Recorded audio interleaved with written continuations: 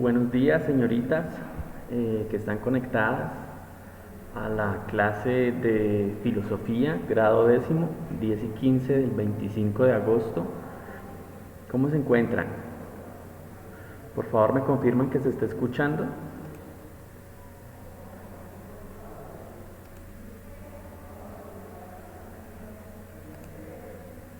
Buenos días, señoritas. Y pues David, que creo que está conectada.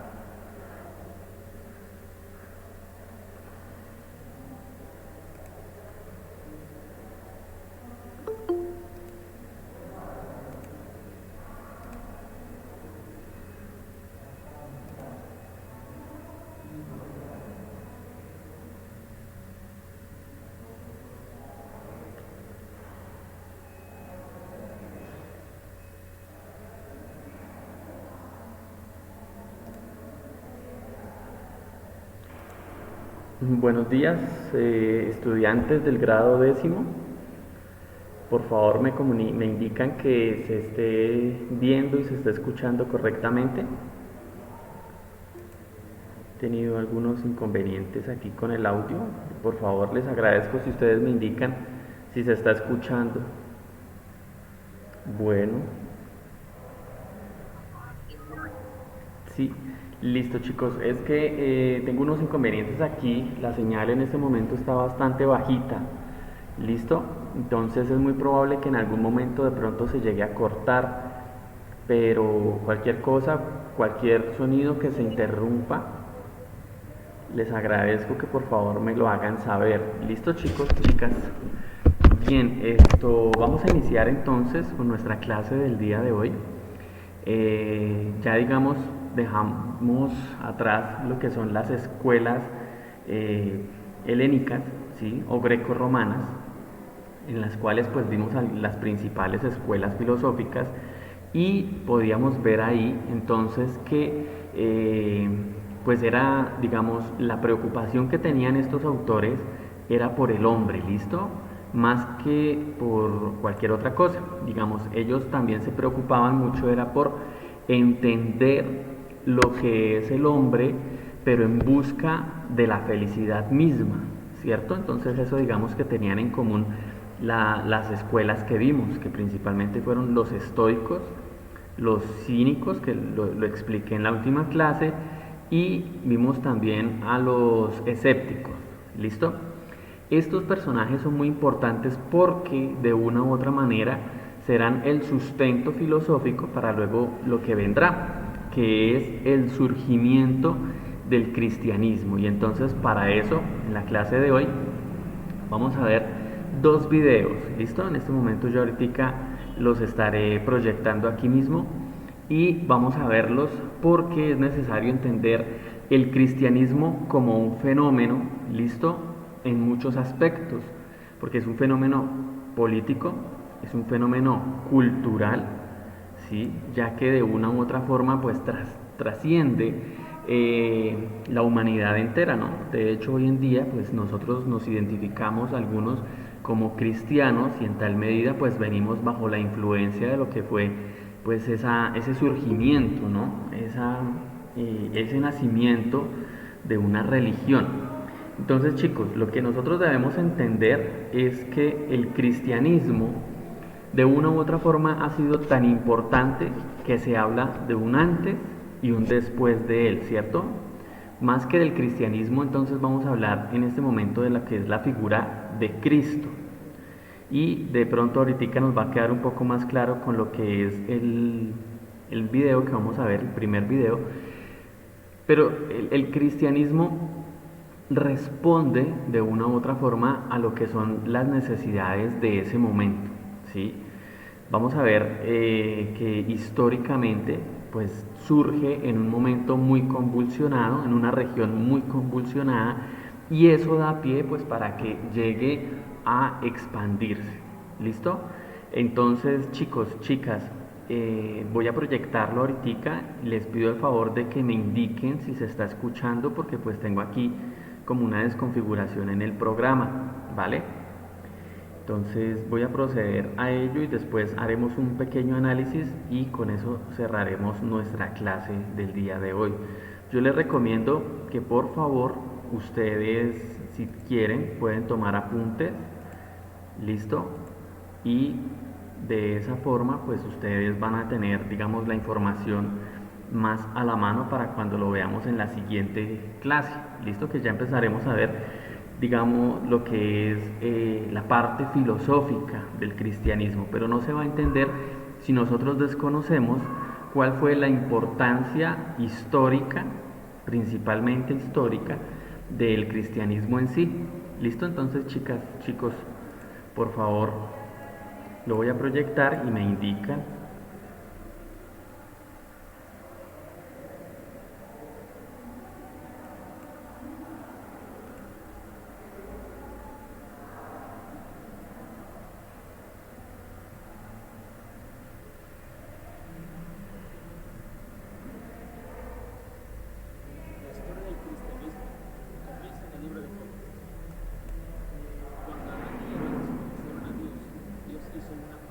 ¿Sí se escucha? Dijo que enviará un libertador que traerá la paz con Dios y rescataría a la humanidad de la esclavitud del pecado a la que ahora estaba sumida. Esa misma promesa es dada a Abraham. Dios le dijo que de su descendencia provendría el libertador al que traería Muy bajito. y para que esa promesa no se cumpliera.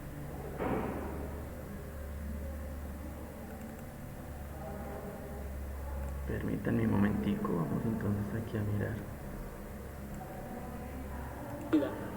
Dios le daría un hijo aún en su vejez. Ahí se escucha un poco más alto. Además, Dios le promete que habitaría en la tierra de Canaán para siempre. Sí, profe. Vale, entonces lo voy a poner acá nuevamente. El cristianismo comienza en el libro de Génesis. Cuando Adán y Eva desobedecieron a Dios, Dios hizo una promesa. Él dijo que enviaría un libertador que traería la paz con Dios y rescataría a la humanidad de la esclavitud del pecado a la que ahora estaban sujetos.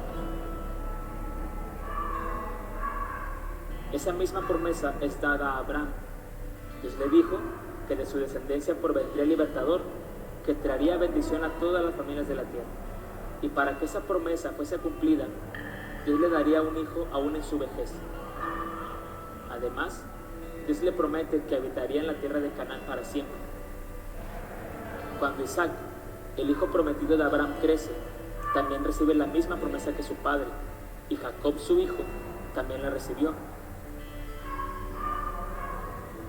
Jacob tuvo 12 hijos, de los cuales se formó la nación de Israel. De ahí José, uno de los hijos de Jacob, es vendido como esclavo a Egipto.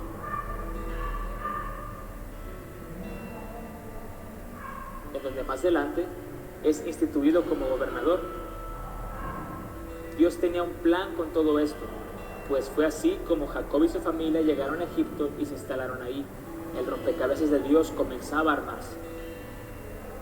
Jacob, antes de su muerte, predice el futuro de sus hijos y revela la promesa de Dios acerca del libertador, que en este caso sería descendiente de Judá, a quien Jacob constituye como principal de sus hijos. Pasados los años, los hijos de Jacob se multiplicaron formando un gran pueblo, pero fueron esclavizados en Egipto.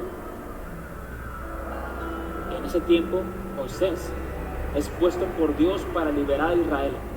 Él llevó a Israel por el desierto hasta llegar al monte Horeb, donde Dios hace un pacto con el pueblo y entrega la ley. Después de 40 años de rodear el desierto por su desobediencia, se instalaron junto al río Jordán, donde Moisés repite la ley y les recuerda que el libertador vendría y ellos debían obedecer.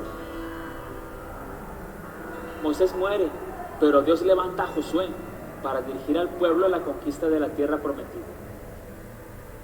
Luego de muchas batallas, Israel se estableció en Canaán. Una serie de eventos suceden ahí, donde se olvidan de Dios y cada quien hacía lo que mejor le parecía. Es entonces cuando Dios levanta pequeños libertadores que llamaban al pueblo a volverse a Dios, hasta que Dios llama a Samuel el cual reta al pueblo a regresar a la adoración verdadera. Pero ellos rechazan el gobierno de Dios y piden un rey como lo tienen las demás naciones. Después de haber experimentado un reinado cruel con Saúl, Dios les da un rey bueno, David, del cual descendería el libertador que reinaría por la eternidad. La desobediencia constante del pueblo llevó a la división de la nación, el reino del norte y el reino del sur. Dios tiene un propósito al permitir que Israel fuera dividido en dos reinos. Esta es otra pieza del rompecabezas de Dios.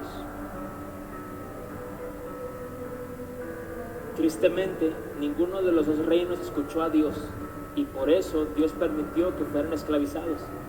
Israel fue llevado a Asiria en el año 722 a.C.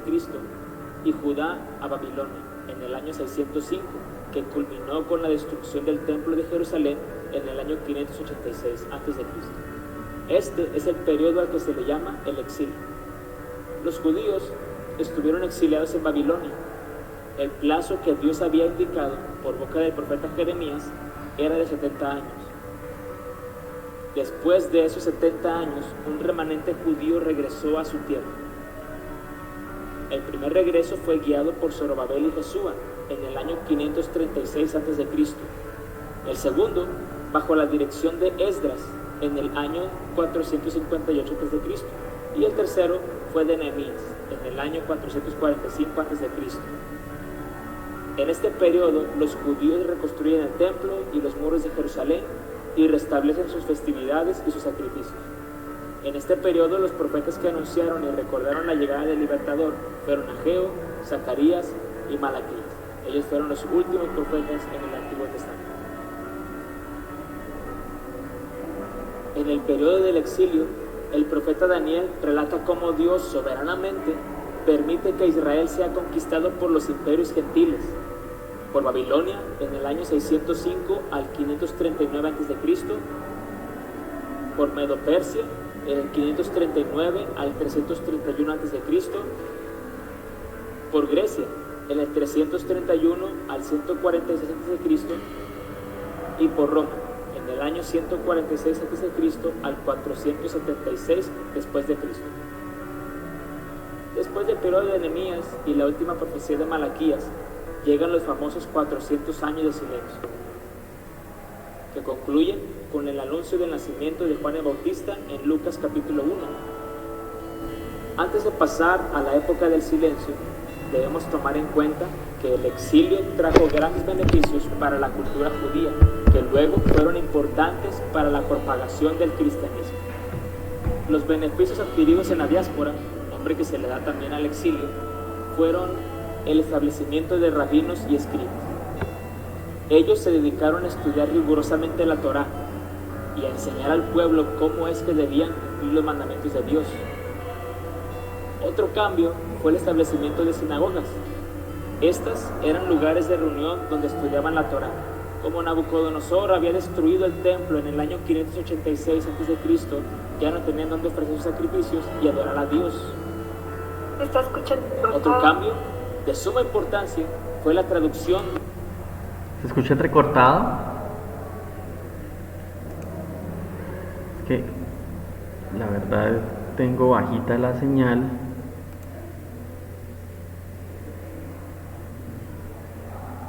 Permítanme un momentico. Mucho.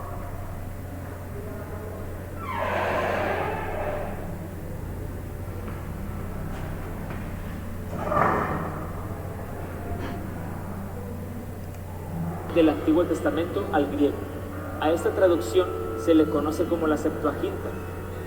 Según una leyenda judía, alrededor del año 250 a.C., Ptolomeo Filadelfo reunió a 72 eruditos que se encargaron de traducir el Antiguo Testamento al griego en 72 días. Por esa razón, el término Septuaginta, que significa 70 en latín, fue el nombre que se asignó a esta obra. Es posible que la labor de traducción se haya realizado entre el año 250 a.C. y el 125 a.C. en Alejandría, Egipto. La Septuaginta se convirtió en la traducción griega del Antiguo Testamento más importante y de mayor uso, pues la mayoría de los escritores del Nuevo Testamento la consultó y la citó en sus escritos. Después de Babilonia, los judíos pasaron a ser sometidos por los persas. Ellos permitieron que los judíos reconstruyeran Jerusalén y aún se les permitió el ejercicio de su religión sin interferencia oficial del gobierno. Entre el año 334 y el 331 a.C., Alejandro Magno derrotó a Darío III, rey de Persia, en 3 batallas decisivas que le dieron el control de los territorios del imperio persa, quedando Israel bajo el dominio griego en el 332 a.C. Alejandro murió misteriosamente a los 33 años, o sea, en el 323 a.C., y al no haber dejado heredero, el imperio fue dividido entre los 4 famosos generales de su ejército. De los 4 reinos en que fue dividido el imperio de Alejandro, 2 guardan gran importancia en relación con la historia de Israel: la dinastía Ptolemaica en Egipto y la dinastía Seleucida de Siria. Los Ptolomeos gobernaron Judea desde el año 301 al 198 a.C., pero en este último año fueron derrotados, quedando así Judea bajo el dominio Seleucida hasta el año 143 a.C. Los judíos tuvieron tolerancia a sus cultos y prácticas religiosas, pero éstas llegaron a su fin en el reino de Antíoco IV Epífanes, conocido también como Antíoco el Loco, que reinó en el año 175 a.C. hasta el 164 a.C. Este profanó y saqueó el templo de Jerusalén en el año 170 a.C. y en el año 167 a.C. ordenó la helenización de Palestina y prohibió a los judíos guardar sus leyes, celebrar sus fiestas, ofrecer sacrificios y circuncidar a sus hijos. Además de esto, para humillar grandemente a los judíos, Antíoco ordenó que los ejemplares de la Torá fueran destruidos y que se ofrecieran sacrificios inmundos en el templo y que comieran carne de cerdo.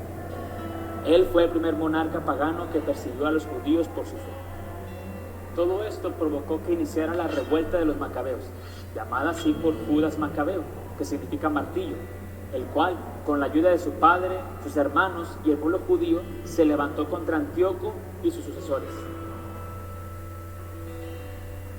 Aun y cuando las guerras tuvieron éxito durante 24 años, la influencia griega continuó en Palestina desde el 142 a.C. hasta el 63 a.C., por medio de la dinastía de los Asmoneos, nombre que se deriva de Asmón, un ancestro de los macabeos. En el año 63 a.C., Pompeyo, un general romano, conquistó el país y depuso al último de los macabeos, y fue así que la tierra quedó bajo el control de Roma. Poco tiempo después de la deposición de los macabeos, los romanos les devolvieron cierta medida de autoridad, dándoles los títulos de sumo sacerdote y etnarca, que era lo que ellos deseaban conseguir. Aún así, continuaron las revueltas, y los romanos se vieron motivados a convertir a Herodes I, conocido como Herodes el Grande, en el rey de Judea en el año 40 a.C. Herodes gobernó Palestina desde el año 40 hasta el año 4 a.C. y fue el rey de los judíos cuando Jesús nació. Jesús nació entre el año 6 y el año 4 a.C., bajo el dominio de los romanos. Dios acomodó el terreno para cumplir su promesa de enviar al libertador. Este nació en el tiempo establecido para hacer la voluntad de Dios. Y aquí es donde continúa nuestra siguiente historia, pero la desarrollaremos en los próximos videos.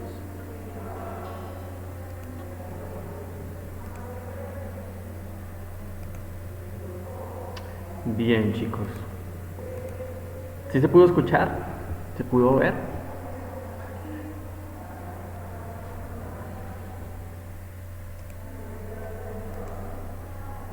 Pues sí, una parte, profe, pero una parte en las que el sonido no se entendió. Listo, vuelvo y les digo, lo que pasa es que aquí, hoy casualmente la Se señal veía muy borroso. se veía borroso. Listo, en todo caso yo les voy a mandar el enlace al WhatsApp, ¿listo? Entonces no hay problema, quien quiera puede verlo después, igual son videos cortos. Lo que cabe destacar aquí, chicos, es que debemos entender que pues el cristianismo tiene una particularidad y es que viene de una religión predecesora, ¿cierto? Que es el judaísmo. Entonces aquí debemos nosotros hacer claridad en eso. Cuando nosotros hablamos del cristianismo estamos hablando básicamente de la doctrina que se asumió por la venida de un señor llamado Jesús. ¿Listo? Él nace dentro de una tradición religiosa que es el judaísmo. Y el judaísmo entonces nos dice que hay un Dios todopoderoso, creador del cielo, de la tierra y de todo lo existente, pero este Dios tiene una particularidad y es que de una u otra forma es un Dios severo, ¿sí? Mucha gente no acepta el concepto de que Dios es un Dios que castiga, de que es un Dios severo, estricto, ¿sí? Pero si nosotros miramos la Biblia, cosa que todo cristiano, todo creyente debería hacer, leer la Biblia porque pues ahí está el sustento de su fe, ese Dios que nosotros vemos ahí pues es un Dios que en verdad era un Dios poderoso, ¿sí? Si aceptamos de pronto el mito de la creación de los 6 días, ¿cierto? Que separa la luz de las tinieblas, luego crea el universo, luego crea al hombre y demás, ¿listo? Y en el séptimo día descansa. Ese descanso tiene un simbolismo y es que pues eso es algo muy común dentro del cristianismo y dentro del judaísmo, y es que para ellos todo gira en torno al símbolo, ¿cierto? Entonces, por ejemplo, cuando nosotros vemos que Cristo representa el descanso, pues no es un descanso en todo caso físico, aunque ellos en el Antiguo Testamento sí establecen que el descanso debe ser físico, ¿cierto? De hecho hay algunas denominaciones cristianas que todavía guardan el día sábado y el día sábado lo respetan como un mandamiento sagrado y como algo que es muy importante para ellos, ¿vale? Entonces encontramos que Cristo viene, cumple su doctrina. Cristo, debemos entender que Cristo no fue cristiano, es decir, Cristo nunca perteneció a otra religión que no fuera el judaísmo, ¿listo? Ya el cristianismo como una doctrina surge después. Cuando ya muere Cristo, quedan los 12 apóstoles y esos 12 apóstoles se van por todo lo que es el sur de Europa y el norte de África y el Medio Oriente, ¿cierto? Hasta lo que calculamos hoy en día es China. Y esos personajes van llevando la nueva palabra. Y entonces aquí debemos tener en cuenta algo, chicos. En el Antiguo Testamento, que es lo que en el mundo hebreo, o en el mundo hebreo no, mejor en el mundo de los judíos, se llama la Torá. Y es que así es como ellos denominan a su libro sagrado, ¿listo? Que para nosotros es el Antiguo Testamento, ¿sí? Donde de una u otra forma podemos ver acontecimientos y está narrado lo que vimos en este video. Y es que hasta ahí pues viene, digamos, unas nuevas bases que fueron las bases que Dios le dio a Moisés. Ustedes recordarán de pronto en las películas que han visto en Semana Santa y toda esa cuestión, que Moisés va, Dios habla directamente con él, ¿sí? Casi cara a cara, ha sido con el único personaje en toda la Biblia, uno encuentra que fue con el único con el que Dios habló de frente, ¿listo? Simplemente que pues Dios estaba ahí y estaba detrás de una zarza, entonces Moisés no le pudo ver el rostro, porque en la Biblia dice que nadie verá el rostro de Dios para no hacer estatua, no hacer idolatría, ya que pues como estamos viendo es un Dios justo, pero es un Dios severo, ¿no? Es un Dios que da ordenanzas y da castigos, ¿vale? Por ejemplo, en la Biblia encontramos un elemento que para ellos era muy, muy sagrado. De hecho estaba ahí las tablas donde Dios escribió de su puño y letra, ¿sí?, los 10 mandamientos, y eso se llama bueno, en este momento se me escapa el nombre, pero ellos tenían que cargarla y eran unos personajes especiales quienes la iban a cargar. Debían cargarla en una caja de oro, que eso es lo que no recuerdo en este momento el nombre. Y un día iban y quienes la iban cargando se tropiezan y alguien, por evitar que se cayera, la toca, ¿sí? automáticamente esa persona cae muerta. ¿Listo? Porque dentro de los mandamientos de Dios estaba en que debían seguir una serie de rituales muy, muy estrictos. ¿Listo? Entonces, por ejemplo, cuando la mujer menstruaba, tenía que salirse de la casa porque todo lo que ella tocara quedaba inmundo, ¿sí? Y pues bueno, si ustedes miran con detenimiento la Biblia van a encontrar que no son solamente 10 mandamientos, sino que hay una gran cantidad de ordenanzas.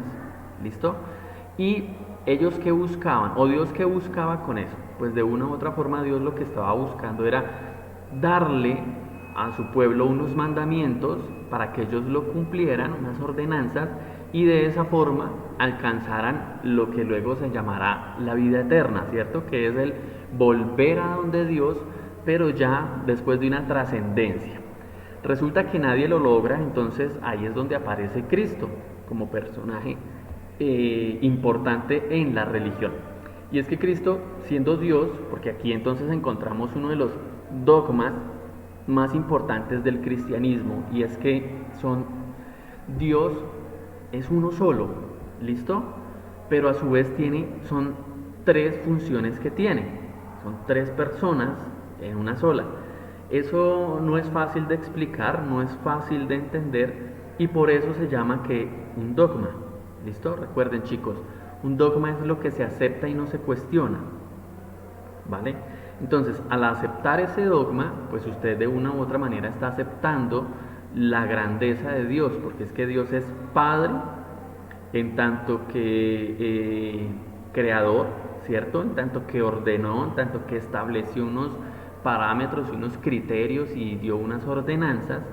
Es Hijo en tanto que vino al mundo, se sacrifica a sí mismo para liberar con su sangre. Entonces, como ellos hacían sacrificios físicos para limpiar el pecado, pues viene Cristo y limpia con su sangre divina pues a toda la humanidad, ¿cierto? Y le da una nueva oportunidad. Entonces ya no se rigen por los mandamientos del Antiguo Testamento, que eran puros rituales físicos, donde usted tenía que ir y sacrificar un animal, donde usted tenía que cumplir unos alimentos unos días, que usted no podía hacer otras cosas otros días, ¿sí? Tenía que celebrar unas fechas y demás. Cuando llega Cristo, Cristo dice, bueno, como nadie pudo limpiarse y ganar la bendición de Dios de esa forma, ahora yo vengo, quito esa ley, que se llamará entonces la ley de Moisés, ¿sí? O la antigua ley, y establece unos nuevos parámetros. Y entonces ahí es donde aparece la función del Espíritu Santo. ¿Listo? Y el Espíritu Santo entonces no es como lo representan en los cuadros o en las imágenes, que es una paloma que desciende. Simplemente la paloma fue una figura de cuando a Dios lo está bautizando su primo, ¿sí? Juan Bautista, en el río. Entonces ahí sale y se abren los cielos y baja una paloma y dice una voz que este es mi hijo, y bueno, ¿listo? Entonces de ahí se pegaron para hacer el simbolismo de la paloma con el Espíritu Santo, pero que no lo es. Y entonces el Espíritu Santo tiene una función que no tenía en el Antiguo Testamento, y es la de consolar al hombre. Entonces ya no necesitamos nosotros hoy en día, ¿sí? Por lo menos después, dentro de la tradición del cristianismo, después de Cristo ya no se necesita de pronto del profeta, que era quien daba los mensajes de Dios, era por quien Dios hablaba y le decía, vaya y dígale al pueblo que lo voy a castigar porque están haciendo las cosas mal. Y entonces él iba y llevaba el mensaje, ¿sí? Entonces ya no es necesario, ahora tenemos al Espíritu Santo, que es quien está con nosotros, ¿vale? Y es un consolador, es digamos, la presencia de Dios ya no allá arriba, alejada y solamente mediada por un profeta, sino que ahora pues está mediada, dice la Biblia, que por los dones espirituales, ¿cierto? Entonces es como si Dios descendiera un poquito de su poder en las personas, ¿vale? Eso nos lleva a nosotros a que Dios establece ya una nueva ordenanza, y eso se llamará el nuevo pacto. ¿Listo? Y el nuevo pacto se basa en básicamente dos cosas. La primera, que le da al hombre la posibilidad entonces ya de, a través del amor, entonces aquí surge ese concepto que es muy importante. Y aquí es donde viene toda la importancia de los filósofos, por ejemplo, los estoicos, ¿listo? Y es que el amor le lleva a que el hombre tenga una actitud mucho más espiritual y menos material, ¿listo? Entonces vamos buscando aquí, digamos, lo que es la parte es ética, ¿sí? Entonces yo ya, a través del cumplimiento de los mandamientos que Dios estableció, que tampoco quedaron del todo derogados, ¿sí? Entonces, por ejemplo, dice que uno no debe fornicar, no desear a la mujer del prójimo, ayudar al hambriento, darle abrigo a quien no lo tiene, ¿cierto? Consolar al enfermo. Y todo eso de una u otra forma es dar amor, ¿listo? Entonces, si nosotros miramos la Biblia, cuando Cristo vino y todas las enseñanzas que Él dejó, pues vemos que el núcleo de todo eso es el amor al prójimo, ¿cierto? Porque yo cuando amo al prójimo, que es también creación de Dios, por tanto estoy amando a Dios. Y si yo soy bueno, soy justo, me alejo del pecado, entonces por eso a ellos al cristianismo no les gustaban mucho los cínicos, porque recuerden que el cínico pues era buscando el placer en donde fuera, en todo, ¿listo?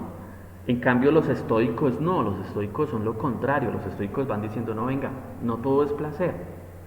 Lo importante es la felicidad. Y el cristianismo vio esa filosofía estoica y dijo, hombre, esto es bonito. Y cuando nosotros vemos las cartas de San Pablo en el Nuevo Testamento, entonces ya vamos viendo que San Pablo desarrolla toda esa filosofía de los estoicos, pero la adapta ya no como una filosofía en busca de pronto la paz espiritual y la felicidad del hombre, sino como los nuevos lineamientos que da el cristianismo, ¿sí?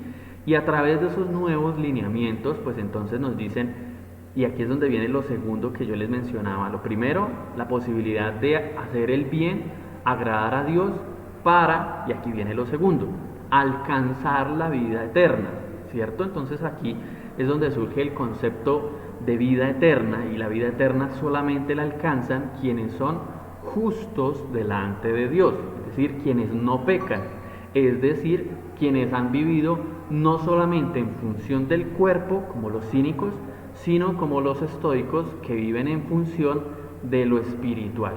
¿Listo? Entonces, si yo tengo, por ejemplo, aquí la posibilidad de que, ¿qué les digo yo?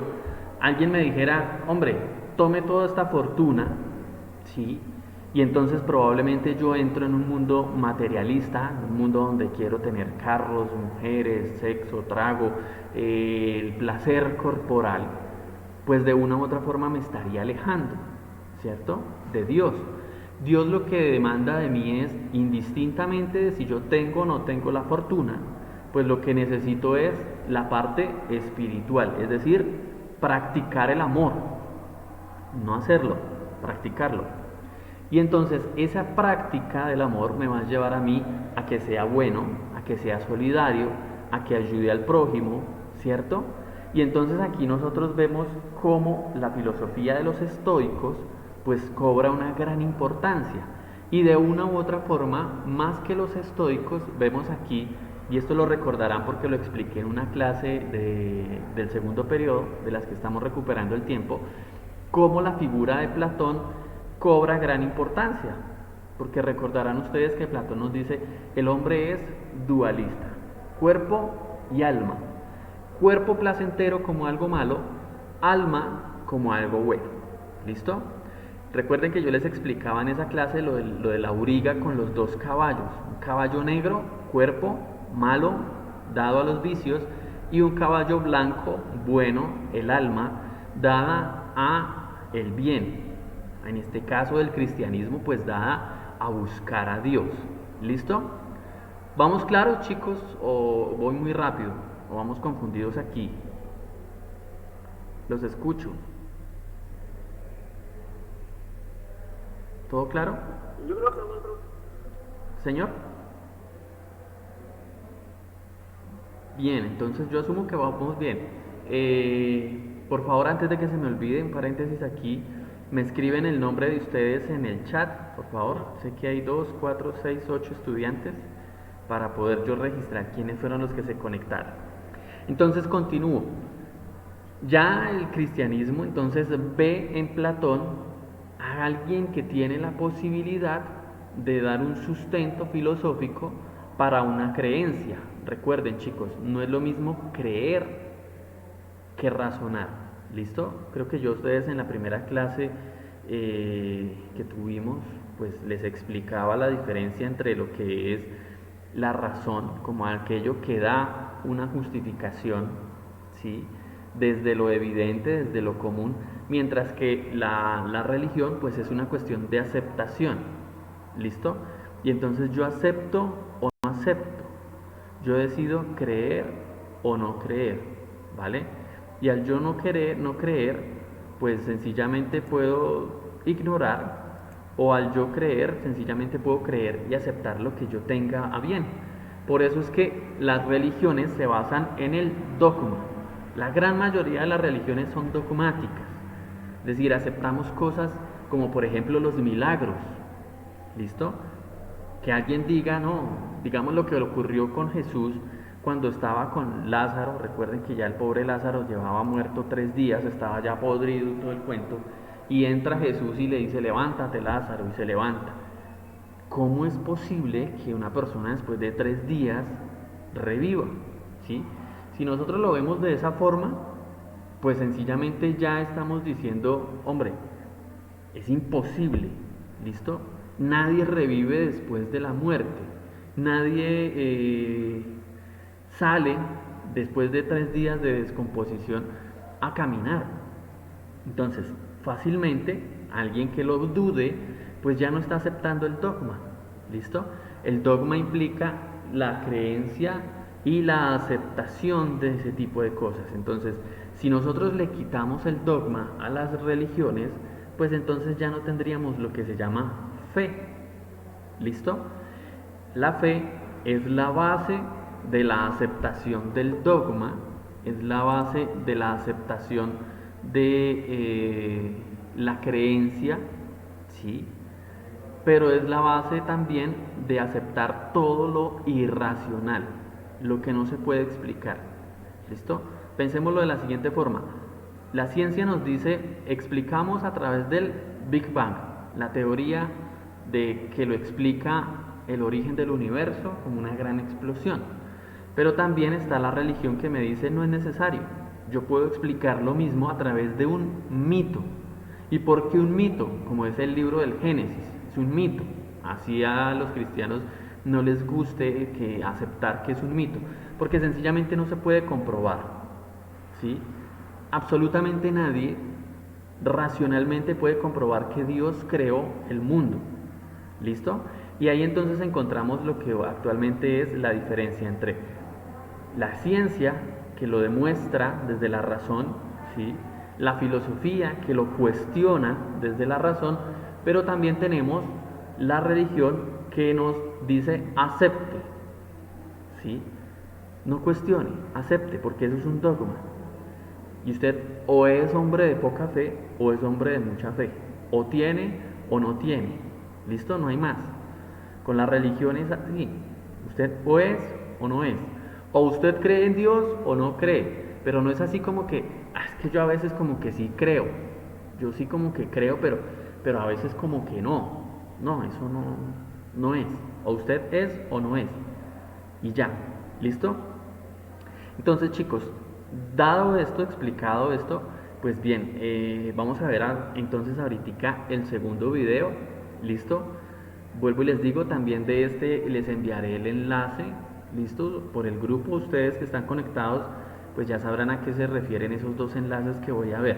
Los que no, pues van a quedar un poco ahí perdidos. ¿Listo, chicos? Entonces, voy aquí. Todo empieza aquí, con el pueblo judío.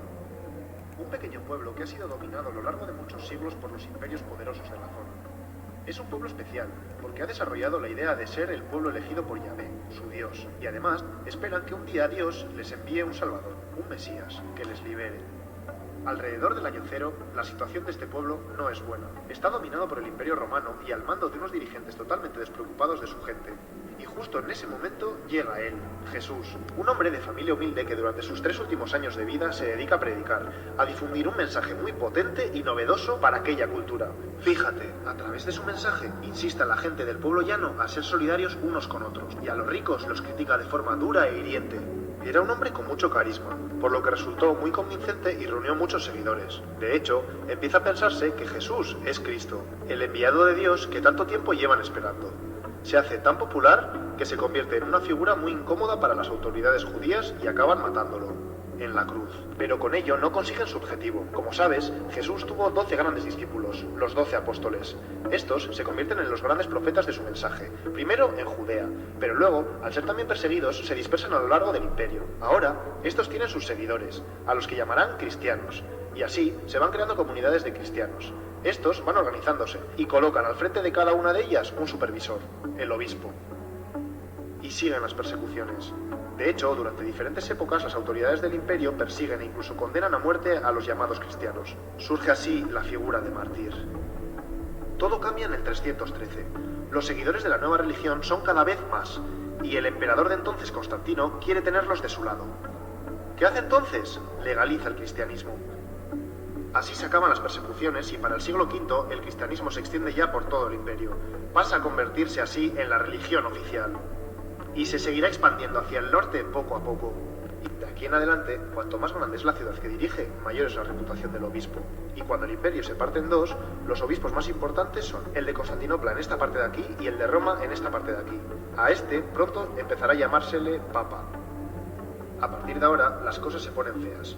Atento, por un lado, con la conversión a lo bestia de la población al cristianismo, se pierde en gran parte el mensaje revolucionario de Jesús. A esto se le suma que el imperio cae, los bárbaros lo han dejado todo medio en ruinas, y por tanto mucha de la organización eclesiástica se va al garete. Así que ahora el cristianismo ha perdido contenido y ha perdido estructura.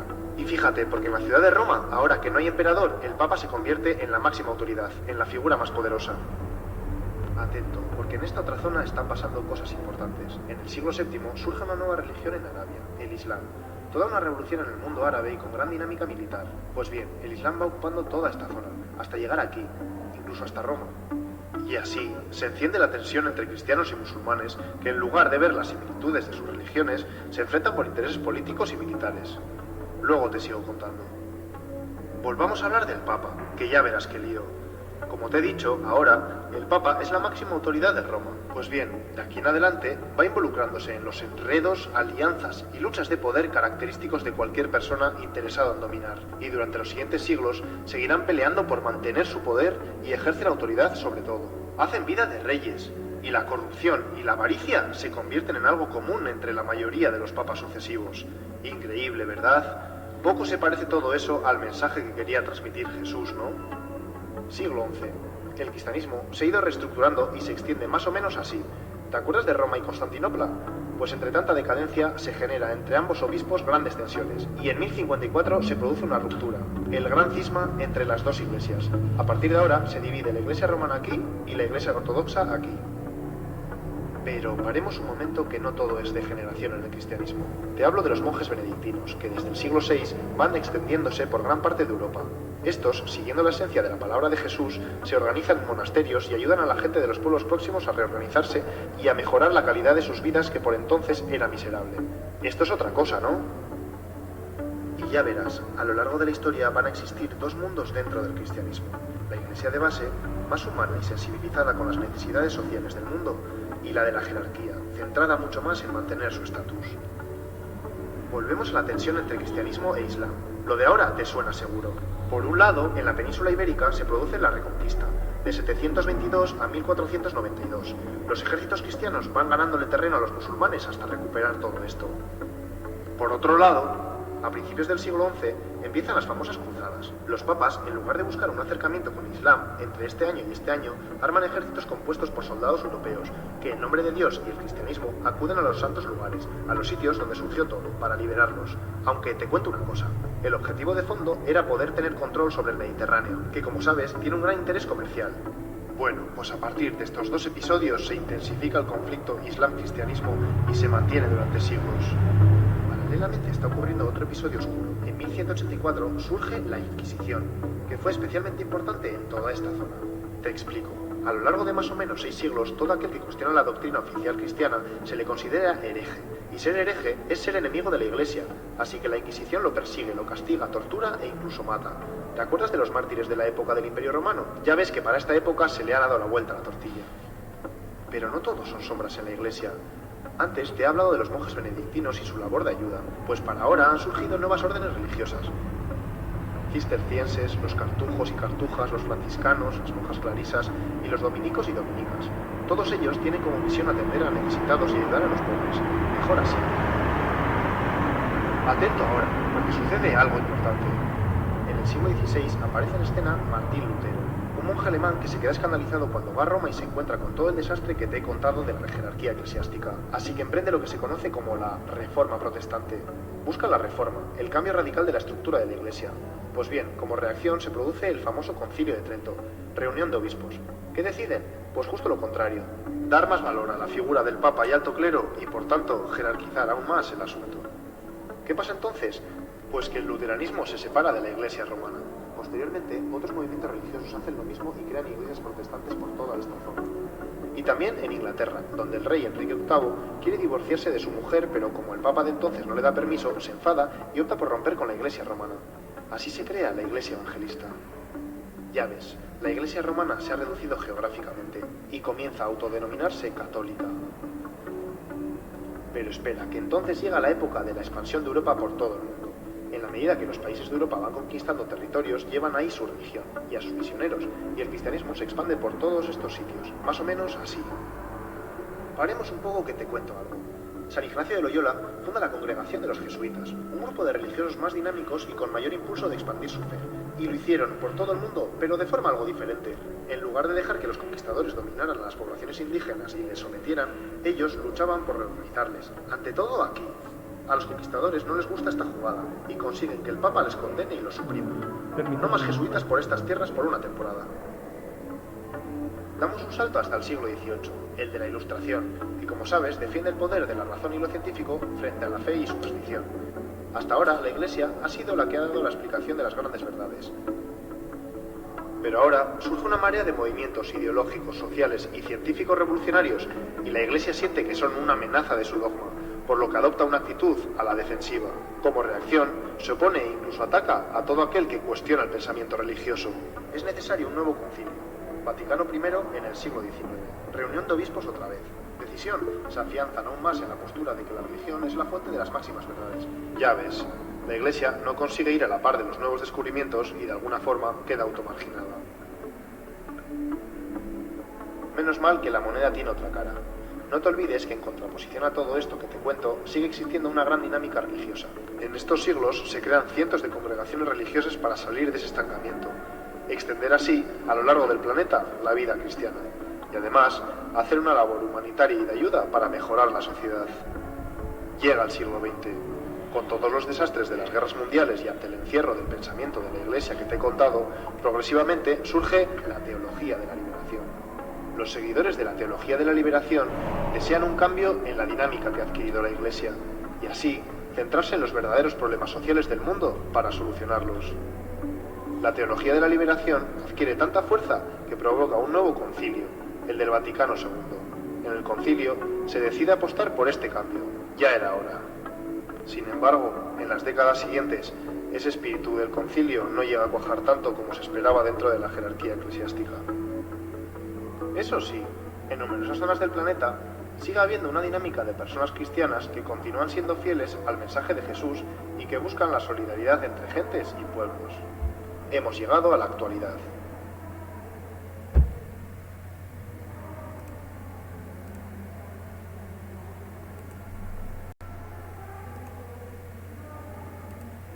Bien chicos, entonces como pudimos ver aquí ya vemos algunas consecuencias, digamos, históricas de lo que implicó como tal el cristianismo, ¿verdad?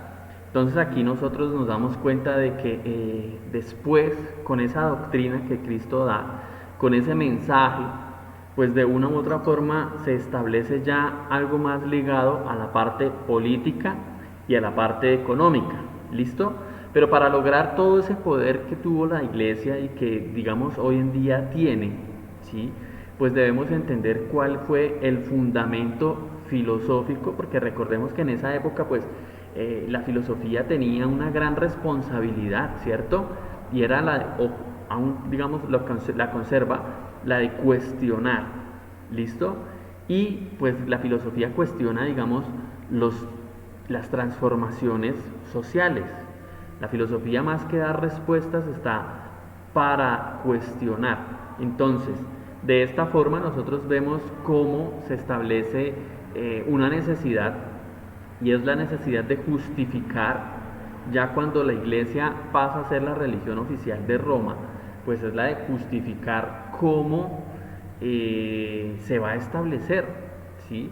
No basta simplemente con poner allá un sacerdote o alguien que predique, sino que todo eso tiene una estructura, un pensamiento, unos argumentos, una justificación. Y es aquí entonces donde nosotros encontraremos el hecho de que surgen los filósofos en este primer momento, y eso será el tema de la siguiente clase, los filósofos neoplatónicos, ¿sí? Nuevo, platónicos, pues haciendo referencia al nuevo pensamiento de Platón, ya no desde un punto de vista, como les dije anteriormente, puramente filosófico, sino adaptado a lo que serán las posturas del cristianismo. ¿Listo, chicos? Entonces, pues bueno, eso ha sido la clase por el día de hoy. Estaré subiendo en un rato este video, porque tengo problemas de conectividad, entonces tal vez en las horas de la tarde ya esté en YouTube, para que los chicos pues lo puedan ver quienes no lo han hecho. ¿Listo, chicos? ¿Alguna pregunta hasta aquí? ¿Comentarios? Ninguna, profe. Bueno, chicos, ojalá, y ya saben, es casi una necesidad aclarar todas las preguntas que ustedes puedan llegar a tener. ¿Listo? Entonces, bueno, si ustedes dicen que no hay, pues listo, no hay más que hacer. Por esta semana no vamos a desarrollar una actividad, pero, y aquí viene el pero, les voy a estar compartiendo probablemente el día de mañana, o tal vez hoy en la tarde lo alcance a desarrollar, un enlace a través del WhatsApp. ¿Listo? Es una evaluación. Entonces, este periodo vamos a tener una evaluación que será nuestra quinta nota. Recuerden, ya tenemos 4, ¿sí? Se supone, que fueron la contextualización y actividad 1, que debían entregar a comienzos de mes. Esta semana debían entregar otras 2 actividades, la 2 y la 4, y cerraremos con la quinta nota, o por lo menos por ahora vamos a sacar la quinta nota, que será esa evaluación. ¿Listo? Es un documento que lo he elaborado en Google Document, ¿sí? Usted va a establecer, ahí están las preguntas, deben leerlo muy bien porque solamente tienen una opción de envío. Usted va a seleccionar la que considere que es la respuesta correcta. ¿Listo? Al final, ahí mismo le va a aparecer la calificación. Entonces, el documento está con notas de 1 a 10, pero el sistema de nosotros de evaluación nos dice que debe ser de 1 a 5. Entonces, por ejemplo, si usted tuvo 4 notas bien, perdón, 8 respuestas correctas, la nota que le va a aparecer ahí es 8, pero usted lo va a dividir por 2, es decir, 4. ¿Listo?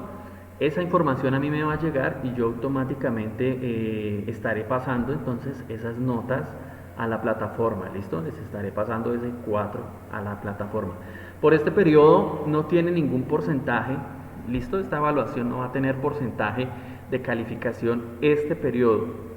Ya el siguiente periodo será una evaluación acumulativa y va a tener el 20% de la nota definitiva. ¿Listo? Entonces, esto principalmente para los estudiantes que van por ahí relajados, que no entregan y que creen que todo esto es relajado y que eso yo al final me compadezco y paso a todo el mundo. Pues bueno, así no son las cosas. ¿Listo? Entonces fíjense, el otro año ya tenemos un 20% ligado a una evaluación. ¿Qué implica esto? Pues por ahora que la desarrollen, dedíquenle el tiempo, Yo les voy a estar dando casi una semana para que la desarrollen, principalmente para los chicos que tienen dificultades de conectividad, ¿listo? Pero la evaluación se demora, son 10 preguntas, quiere decir que usted cuando mucho en 20 minutos debería estar respondiendo esa evaluación. ¿Listo, chicos? ¿Alguna pregunta sobre la evaluación? ¿Los escucho? Si no hay preguntas, yo asumo que queda claro. Profe, yo tengo una pregunta. Sí, Sirley. ¿De cuántos trabajos llevamos? ¿Cuántas notas llevamos? 4. Señor. 4 notas. Si no ha entregado, si lleva menos, es decir, trabajos 4. Por tanto, 4 notas deberían tener, ¿cierto? Si no, pues van a tener las mismas 4 notas, pero en 1. ¿Vale? Entonces, quien va colgado ahí, pues bueno, ya solamente le queda, o por lo menos, un chance más, que será esta evaluación. ¿Listo? Ya el periodo se cierra el 6, a más tardar yo tengo que, o bueno, yo y todos los profesores debemos cerrar notas el 6. ¿Listo? Entonces fíjese que ya nos quedan básicamente esta semana y la otra, no hay más. ¿Listo? Entonces, chicos, dedíquenle el tiempo a la evaluación. Es una evaluación muy sencilla sobre los temas que hemos visto este periodo. Entonces, pues ahí está. No desperdicien esa oportunidad. Los que no entregaron, pues bueno, ya ni modo. ¿Listo? Prepárense para la nivelación. Este periodo la nivelación va con exposición incluida, entonces siempre será más fácil entregar los trabajos a tiempo y pasar que jugársela a la nivelación. ¿Listo? Eso para que ustedes se mentalicen. La nivelación implica mucho más trabajo, mucho más esfuerzo y menos nota. La nota máxima que yo pongo en una recuperación es de 3. ¿Listo? Y eso, el 3 tiene que ser un trabajo como si fuera de 5. Si usted me presenta un trabajo muy bueno, le saca 5. Por ahí hoy le puse 2 notas de 5 a alguien que entregó un trabajo muy bien hecho de aquí de este curso. Señora Carol.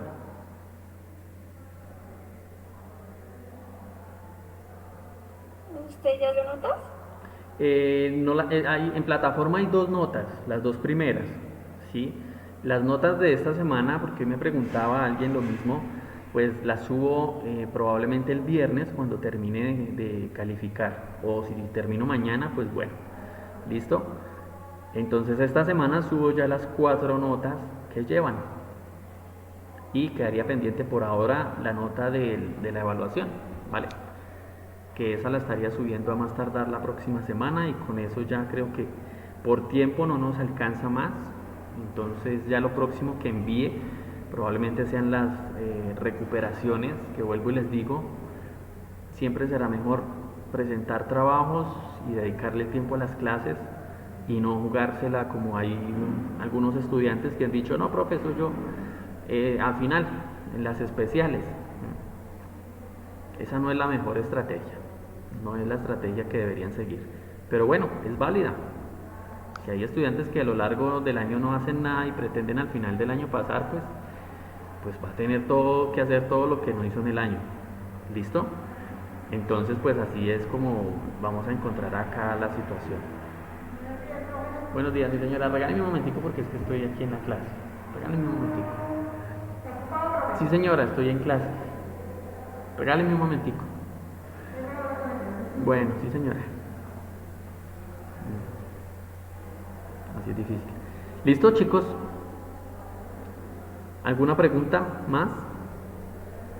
Si no hay más preguntas, entonces, bueno, vamos a dejar hasta aquí la clase y ya saben, ahora les comparto los enlaces y más tarde les envío el enlace de la clase. Que tengan un feliz día, chicos, les deseo lo mejor y juiciosos a estudiar, que ya nos quedan menos de 3 meses de clase. Nos quedan exactamente 2 meses y una semana. ¿Listo? Juicio, les deseo lo mejor.